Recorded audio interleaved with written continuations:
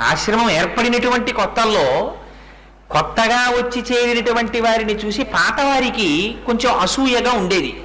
వీళ్ల ప్రాబల్యం పెరిగిపోతోందని రమణుల దగ్గరికి వెళ్ళి చాడీలు చెప్తుండేవారు.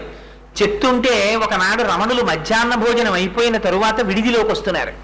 వస్తుంటే అంతకుముందు ఆశ్రమంలో ఉన్నటువంటి కుక్క అక్కడ పడుకునుంది.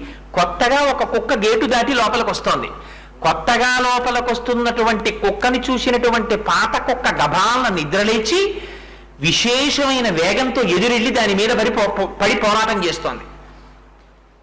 రమణులు ఒక్కసారి పాత శిష్యుల వంక కొత్త శిష్యుల వంక చూసి అన్నారు, కుక్కలు కదా, కొత్త వాటిని సహించవు, దెబ్బలాడుకుంటాయన్నారు. ఇంకా తరువాత ఆశ్రమంలో ఎప్పుడూ దెబ్బలాట జరగలేదు. మహాత్ముల యొక్క ఆలోచన, మహాత్ముల యొక్క మాటలు అంత విశాలంగా ఉంటాయి. అందుకే మనం ఎవ్వరం